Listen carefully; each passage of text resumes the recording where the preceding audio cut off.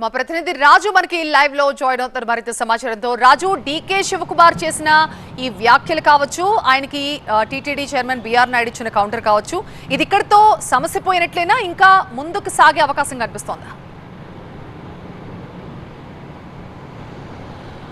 ఖచ్చితంగా శ్రీవారి హారతుల విషయంలో కర్ణాటక ప్రభుత్వం అభ్యర్థన లేదంటే వాళ్ళ డిమాండ్ని టీటీడీ ఏ విధంగా చూస్తుంది అన్న దానిపై ఇప్పుడైతే చర్చ జరిగింది. అయితే ఆధ్యాత్మిక క్షేత్రాలకు సంబంధించిన సాంప్రదాయాలు లేదంటే ఉన్నటువంటి నిబంధనలు తెలియకుండానే డీకే శివకుమార్ మాట్లాడారు అని బోర్డులో కొద్దిమంది సభ్యులు మాట్లాడారు. ఆ తర్వాత మీడియాను అడ్రస్ చేస్తూ పాలక మండలిలో చర్చించిన విషయాలను చైర్మన్గా బిఆర్ నాయుడు కూడా చాలా స్పష్టంగానే ఏదైతే టీటీడీలో ఉన్నటువంటి నిబంధనలు ఏ రకంగా ఉల్లంఘించేందుకు అవకాశం లేదో తెలియజెప్పే ప్రయత్నము టీటీడీ చేస్తుంది. ఇందుకు ఒక రీజైండర్ కూడా ఇస్తుందని చెప్పేసి టీటీడీ చెప్తున్న పరిస్థితుల్లో మరి ప్రభుత్వం మాత్రము కర్ణాటక ప్రభుత్వము టీటీడీ అభివృద్ధిలో గతంలో మైసూరు సంస్థానం ఉన్నప్పుడు ఏ రకంగా చౌల్ట్రీ నిర్మాణం చేసి అక్కడ భక్తులకు టీటీడీకి ఏ రకమైన సౌకర్యాలు కల్పించడంలో కీలక పాత్ర పోషించి టీటీడీ అభివృద్ధిలో కర్ణాటక ప్రభుత్వ పాత్ర ఉంది కాబట్టి ఖచ్చితంగా తమకు ఆ గౌరవం దక్కాలన్న ఉద్దేశంతోనే డీకే శివకుమార్ మాట్లాడాడు. అయితే టీటీడీలో ఒక నిబంధన ఉంది, దాదాపుగా 32కు పైగానే మఠాలు ఉన్న ఒక 20 మఠాల వరకు అట్లాగే కర్ణాటక సత్రానికి సంబంధించి వాళ్ళకి గౌరవం దక్కుతోంది. ప్రతిరోజు కూడా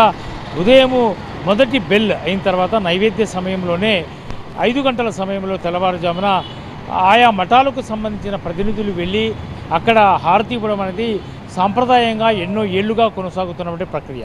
అయితే ఆ మఠానికి సంబంధించిన ప్రతినిధి ఎవరు వస్తారు, లేదంటే ఆ ప్రతినిధి రాకపోతే మరో 2 పేర్లను రికమెండ్ చేయాల్సి ఉంటుంది.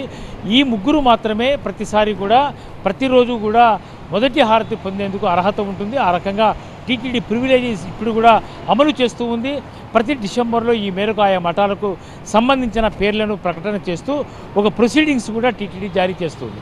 అయితే ప్రస్తుతం కర్ణాటక చౌల్ట్రీకి ఉన్నటువంటి ప్రత్యేక అధికారి ఎవరైతే ఉన్నారో అతనికి ప్రస్తుతము ఈ రకమైనటువంటి మొదటి హారతి పొందేందుకు అనుమతి ఉంది. అట్లాగే అతను లేకపోతే అందుబాటులో మరో 2 పేర్లు ఎవరైతే ప్రతిపాదించుంటారో వాళ్ళు వెళ్ళి హారతిని పొందేందుకు అవకాశం ఉంటుంది. అయితే తాజాగా డీకే శివకుమార్ చేసిన ప్రకటన ఆయా రాష్ట్రానికి సంబంధించినటువంటి ప్రజాప్రతినిధులు కానీ లేదంటే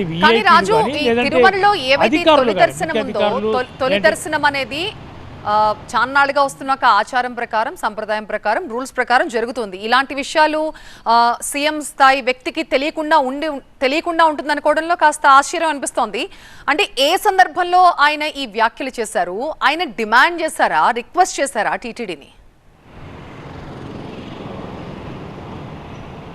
టీటీడీకి ఇప్పటి వరకు కూడా రిక్వెస్ట్ చేయలేదు. కాను ఆయన బెంగళూరులో మాట్లాడుతూ ఈ రకమైనటువంటి మీడియాను అడ్రస్ చేసినటువంటి మాట, ఈ కామెంట్స్ని బీజేపీకి సంబంధించిన పాలక మండలి సభ్యులు నిన్న చర్చిస్తాం, ఖచ్చితంగా బోర్డులో డీకే శివకుమార్ మాటలు వెనక్కి తీసుకోవాలి, ఎందుకంటే ఆధ్యాత్మిక క్షేత్రంగానే చూడాలి, రాజకీయ క్షేత్రం కాదు.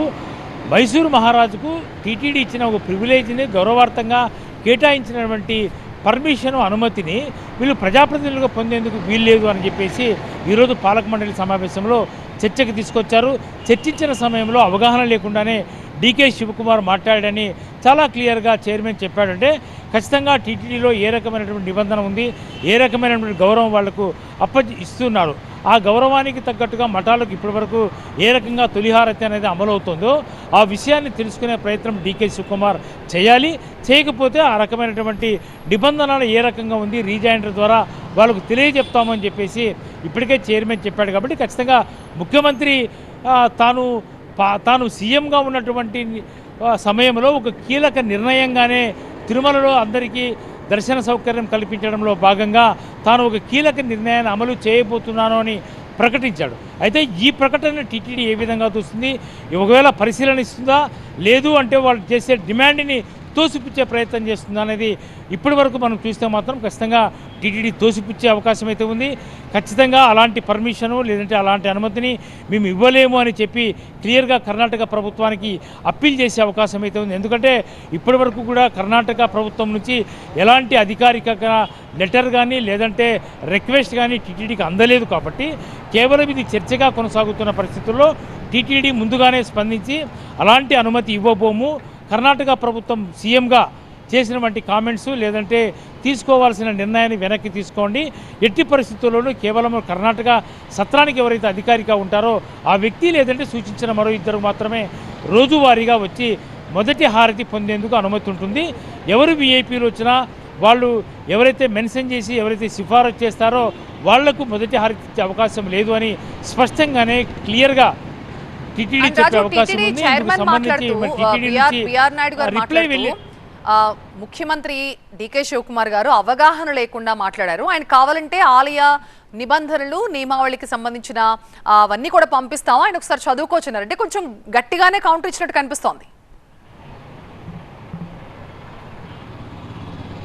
ఖచ్చితంగా ముఖ్యమంత్రి అయిన తర్వాత డికే శివకుమార్ ఈ మధ్య కాలంలోనే తిరుమల వచ్చి శ్రీవారిని దర్శించుకున్న తర్వాత తిరుమల శ్రీవారి దర్శనం విషయంలో కర్ణాటక ప్రభుత్వానికి అధిక ప్రాధాన్యత ఉండాలన్న ఉద్దేశంతోనే ఈ రకమైన ప్రకటన చేసి ఉండొచ్చు.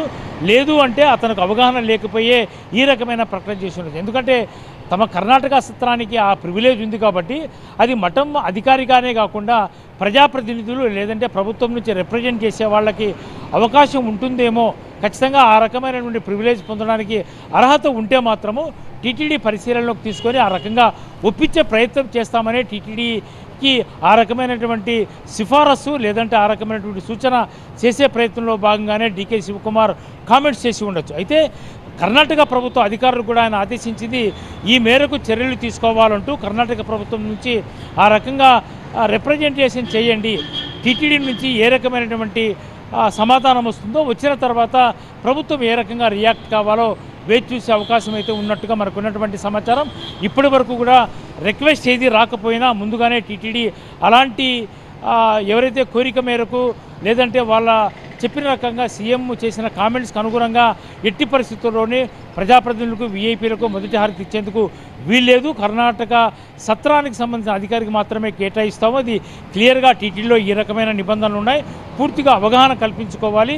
ఆ రకమైనటువంటి ఉల్లంఘన జరిగేందుకు ఆస్కారం లేదు. కాబట్టి ప్రభుత్వము ఇకనైనా ఏదైతే కామెంట్స్ చేసిందో ఏదైతే ఏ నిర్ణయానికి కట్టుబడి ఉంది ముందుకెళ్తుందో ఇక విరమించుకోవాలి ఆ నిర్ణయాన్ని అని చెప్పే ప్రయత్నం అయితే టీటీడీ చేయబోతున్నట్టుగా మనకున్నటువంటి సమాచారం. బట్ టీటీడీ అఫీషియల్గానే ఈరోజు రేపు కర్ణాటక ప్రభుత్వానికి వాళ్ళ నుంచి రిక్వెస్ట్ రాక మునిపే ఒక లెటర్ పంపించే అవకాశం ఉంది. ఆ తర్వాత కర్ణాటక ప్రభుత్వం కానీ లేదంటే ముఖ్యమంత్రి కానీ ఏ రకంగా స్పందిస్తారు, ఒకవేళ టీటీడీని అప్పీల్ చేస్తారా లేదంటే రిక్వెస్ట్ చేసి ఖచ్చితంగా ఒప్పించే ప్రయత్నం ఏదైనా చేస్తారా అనేది వేచి చూడాల్సిన అవసరం అయితే ఉంది. రైట్ రాజు.